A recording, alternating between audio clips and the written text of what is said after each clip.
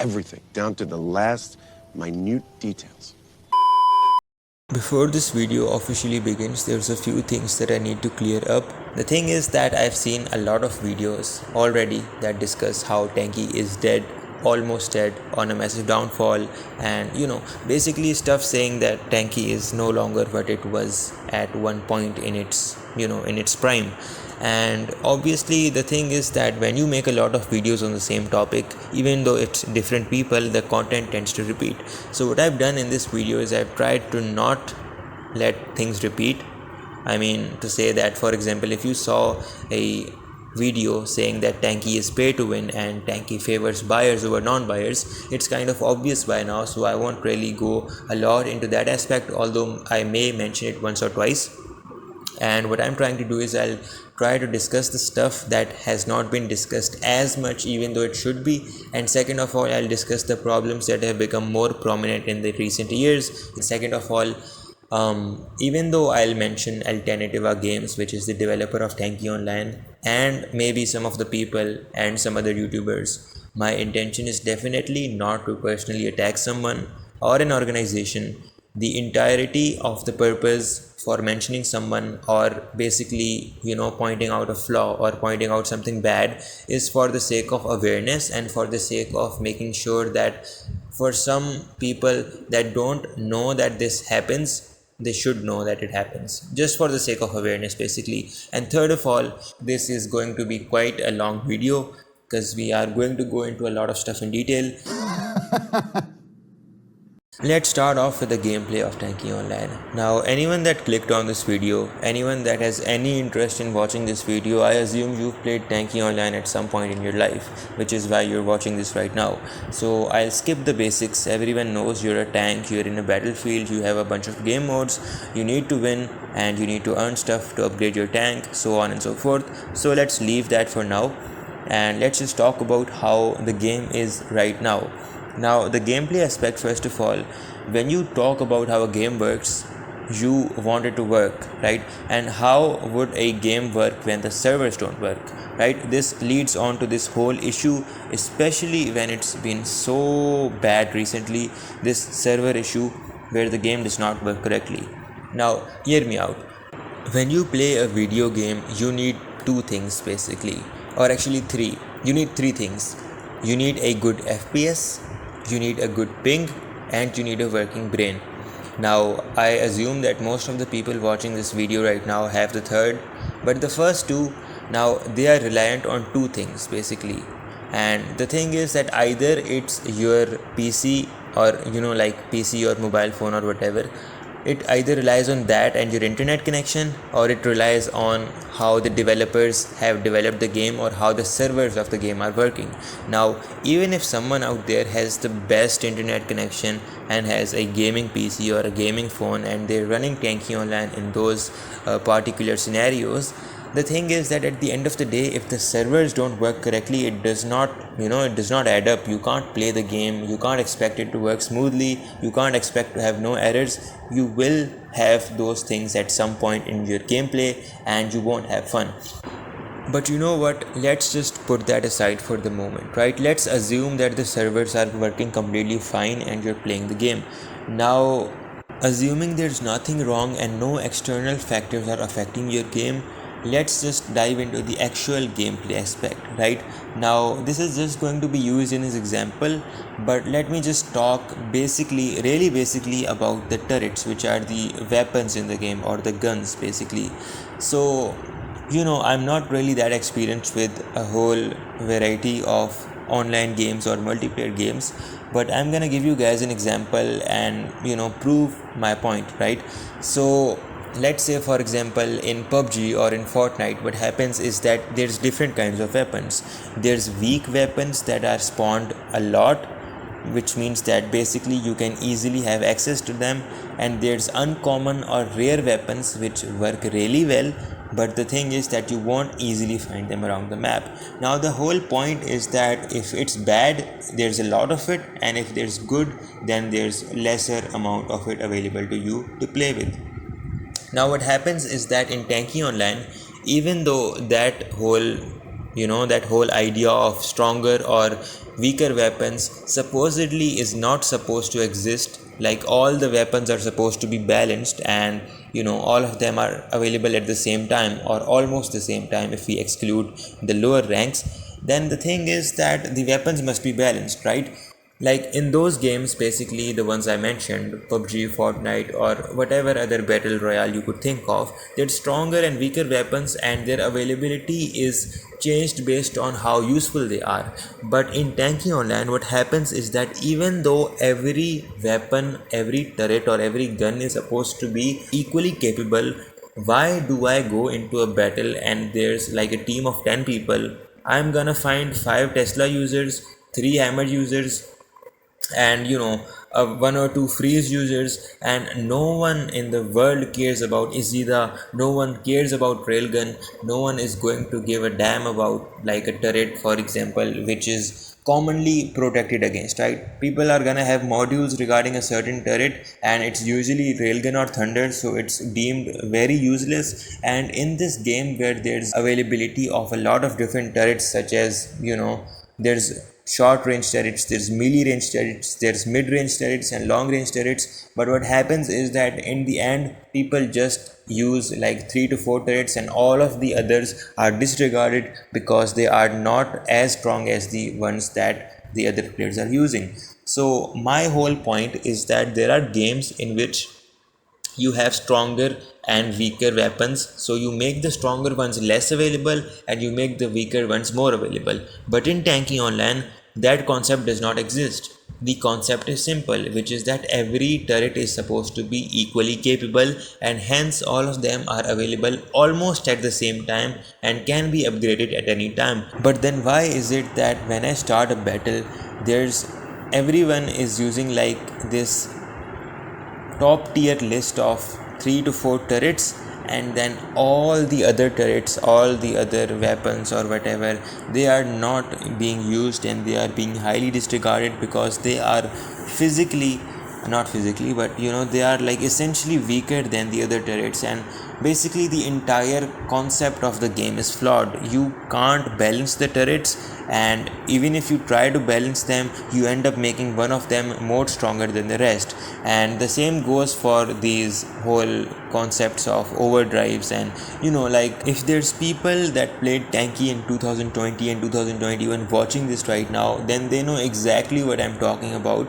And the thing is that when the overdrives were first introduced, Hunter was absolutely overpowered. You couldn't play around that, you couldn't catch gold boxes. Then this whole concept of meteor gold boxes, like when the meteorites come out of the sky and fall and there's this whole explosion, there the Titan overdrive was absolutely overpowered.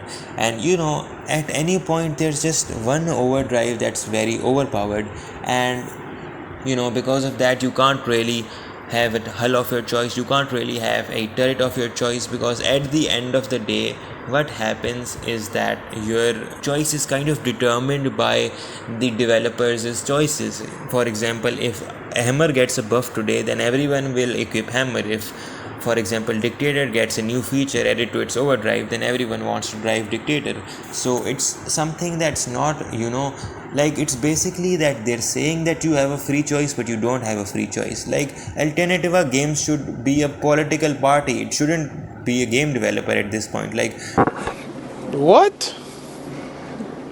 Bro, what are you talking about, man? okay, that's too political, but anyways, you guys get my point. Before I get cancelled, let's move on to the next point. Augments, which were previously known as alterations, are basically things that can completely change the way your turret or your hull works. And the way that happens is that basically there's a certain aspect of your turret or hull which can be altered or boosted, which makes it more useful. So this kind of goes hand in hand with the previous point about the game not being balanced and all. But let's get into it and you guys will know what I'm talking about.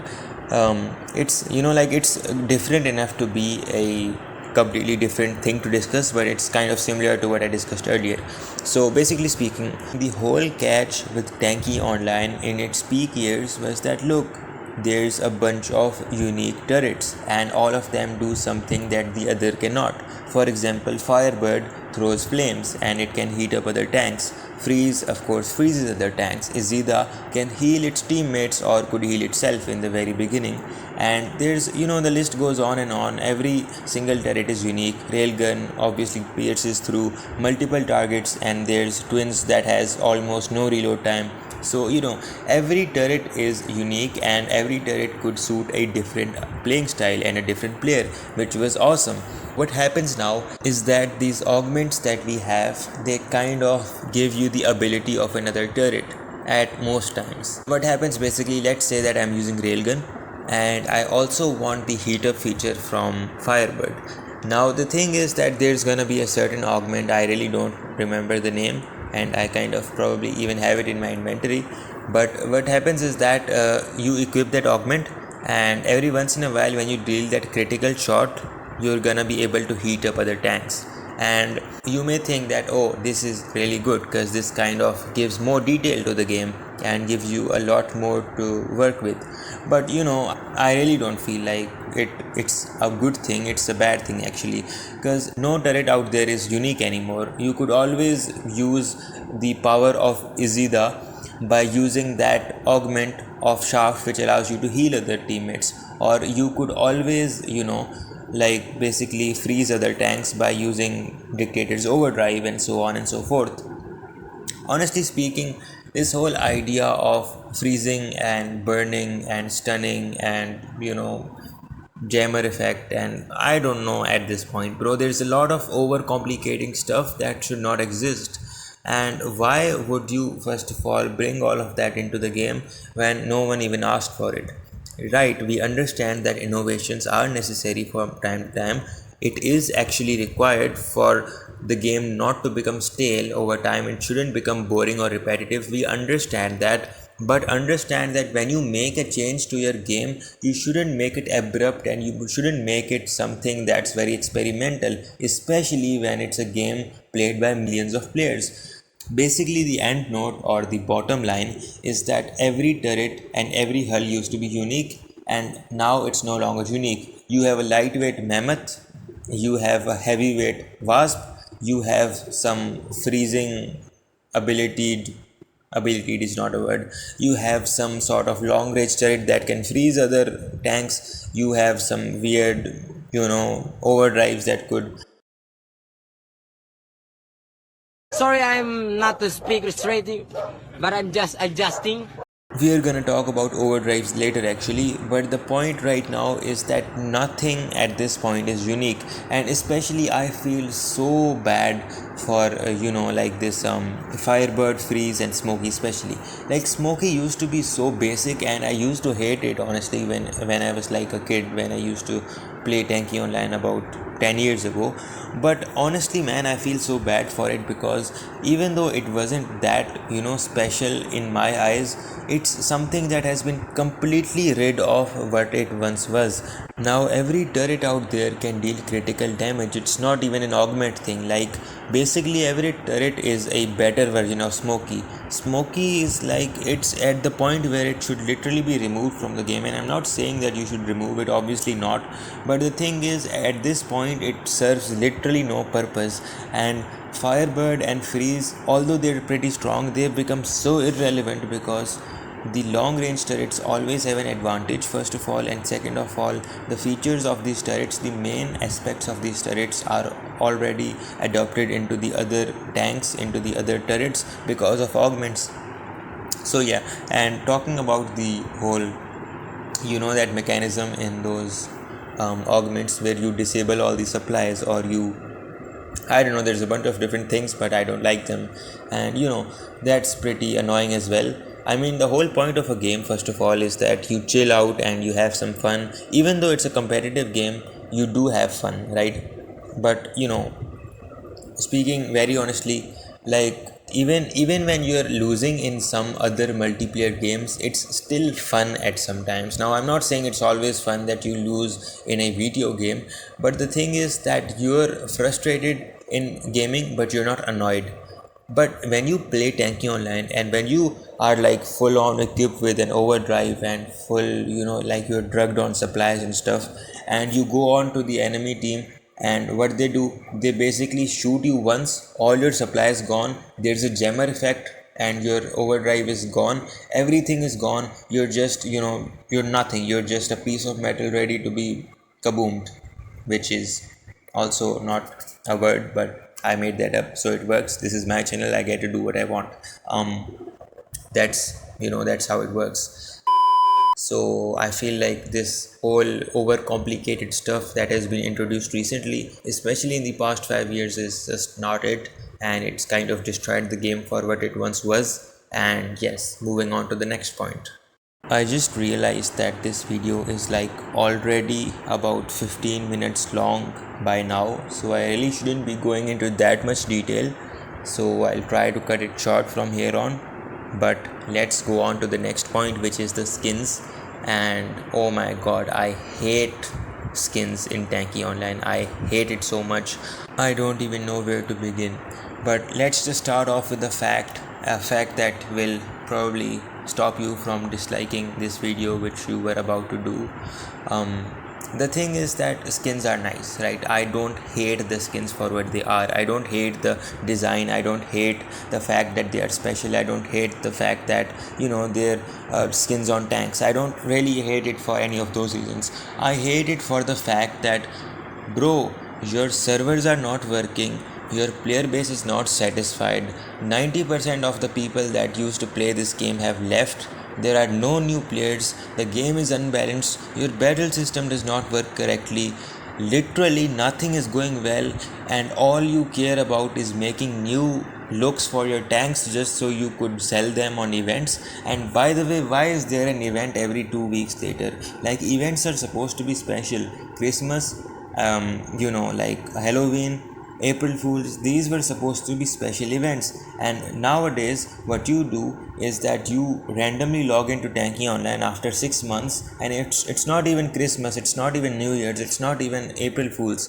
You just log in on one random day and there's some event going on, and I can't even begin to tell you how utterly disappointing that is, because the whole point of events is that they're supposed to be special.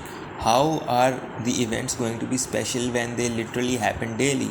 My birthday is special because it happens once a year. There's an event in my college that I go to, and it happens once a year or it happens twice a year, which makes it special. People get all ready for it. People are like waiting for it. People want to hang out in that particular event. And these are just very vague examples, but the point is, the whole idea of an event is that it's rare, not that it happens on every weekend. And besides that, coming back to the point, which is that the skins are kind of irrelevant. The thing is that, if I was a developer, and I'm not by any means saying that I am, or I'm not saying that I would be a really good developer if I was, but I feel like it's logical to say that it should be my first priority to assure that my game is working, rather than to try and do stuff that's not even necessary. Like, it's like instead of renovating an old house, you start to paint it from the outside. When you go in, there's nothing functional. You're in a building that's about to collapse on top of you, but when you look at it from the outside, it's freshly coated in paint and it looks absolutely amazing. That's the kind of image that you get from Tanky Online. And it's like the players of Tanky Online, they're like the people that haven't seen the interior of the house but they want to buy it. So you use these new skins and these new offers and these new deals and these new events to rack up as much money as you want. This is I'm so rich, my nigga. And like, basically, it's just the same old thing where Tanky Online is using whatever it has left to just rack up some more funds and get a little more number of players to use their credit cards and get new stuff. But it's the same old story. It's nothing new. And just all I want to say is that it really makes absolutely no sense, and the audacity to just release new skins and new stuffs, and just because you feel like that's gonna make your player base feel better, but it does not, because bro, your game does not work. What the hell do I do with the skins? So yes, that's the current situation basically. And moving on to something else, because this issue really pisses me off, man. I really can't lie. I'm not even easily pissed off, but this stuff is really frustrating to even talk about. And I really don't even like Tanki Online at this point, but I understand that the people that do play it frequently, they're really bothered by it, because it's something that has not been addressed for so long. I hope this video can reach someone from Alternativa Games, and just for them to understand how bad it is, right? How frustrated the players are, how it makes literally no sense as to what they're doing, despite the limited amount of justifications that they've given us. But and this is not for the sake of promotion, but honestly speaking, if you guys could like this video or share it, and just I'm not even gonna ask you guys to subscribe. If you want, you could. If you don't, I'm not forcing you to, but just like this and share this and just view this a few times, even just for the sake of bringing it up in the recommendations in Tanki whenever you search Tanki Online on YouTube.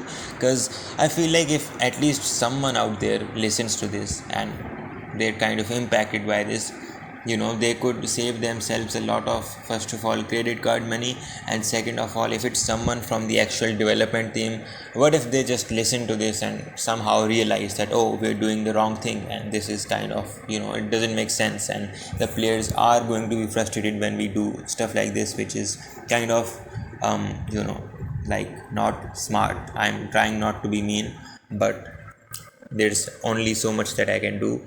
Come on now, dog. Next, let's talk about the updates of Tanki Online in general. When they announce something, they're either going to release the update immediately, or it's going to take like at least a year and a half to come into effect.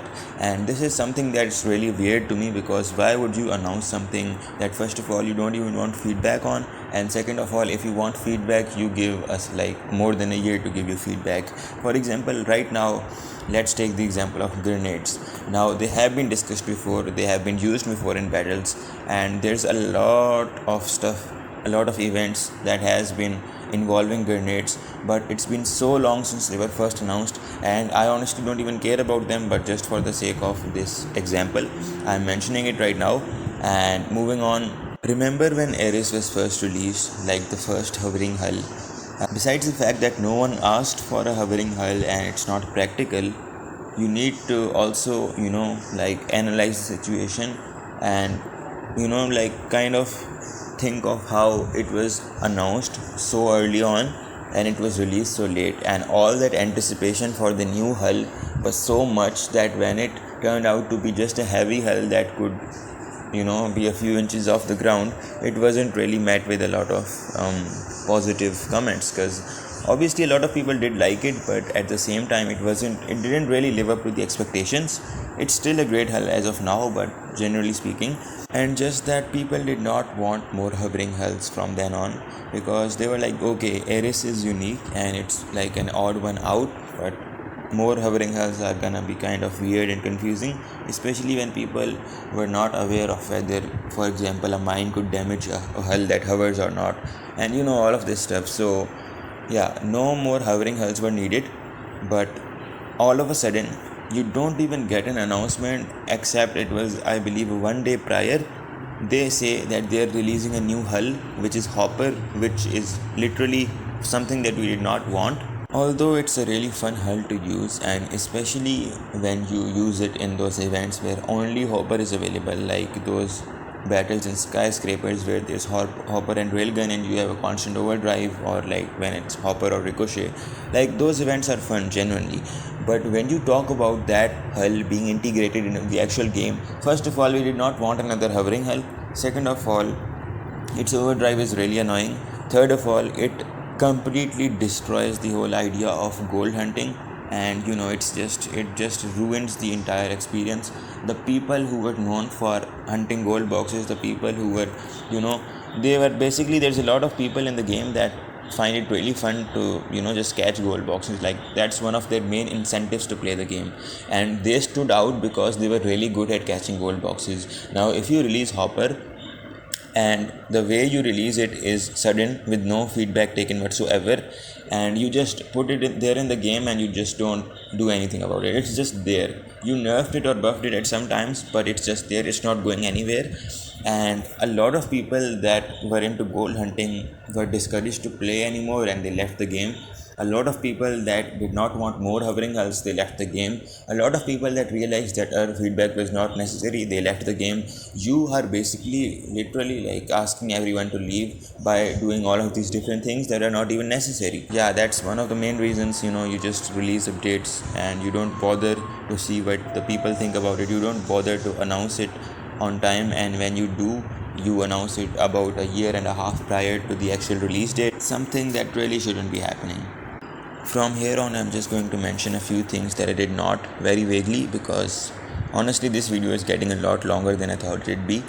So I'll just get on with the stuff that I think is important to discuss, and we'll just call it a day. Alright, let's make this quick.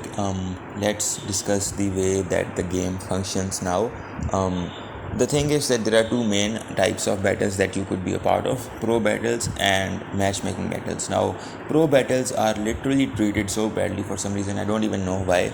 At one point, they just removed even the whole idea of getting crystals from, let's say, XP/BP battles or stuff like that. But I don't really get the idea behind that whole concept, that why are you singling out an entire, like half of the game is basically based around pro battles. You could create your own battles and you could play the battles that other players created, and this was basically the main mode of playing the game back when matchmaking was not a thing. And this just comes back to the whole idea that we discussed earlier, that Tanki Online makes it seems like you have a choice, but you don't. It seems like you have a choice to either play pro battles and you have the choice to play matchmaking battles. But obviously, if you want to competitively progress in the game, then you do need to play matchmaking battles. If you play pro battles all your life, it won't equate to like someone playing matchmaking battles for one day. Because in matchmaking battles, you're always going to earn a ton of experience. You're gonna earn a ton of, the crystals, and there's a lot of advantages to playing the matchmaking battles over the pro battles. And the whole point comes down to the fact that you're basically prioritizing one mode over the other. There's a lot of people I know that play Tanki Online just for the sake of the pro battles. So basically the main system of your game, the matchmaking battles, is dead. You don't get to choose your map, you don't get to choose who you're up against, and this is also flawed because most of the time the people playing the game are legends and they have like maxed out tanks. If not maxed out, then they're like really well upgraded, and on the other hand they're gonna be up against like a brigadier or a marshal, and they're just gonna get killed off easily, and there's no balance whatsoever. And the only way you could avoid this is by having more players, but obviously with these things that I just mentioned, you can't. Even if you promote the game at this point, you're not getting players. If they're gonna play for like a week or two or like a few months at max, and they're gonna be like, oh, this game, the developers don't listen to us, the servers don't work, the gameplay is flawed, this and that, and there's no point in playing it. There are still a lot of issues that have not been discussed. For example, how the challenges have little to no incentive behind them. The games, as in, those mini games that we have, they're kind of not worth it half of the time. There's the YouTube community that has hugely decreased over the past few years. There's the actual community of the game itself, and how the overdrives work and all of this stuff. There's a lot of stuff that needs to be discussed that I have not discussed yet, and this video is going to get really long if I do it right now.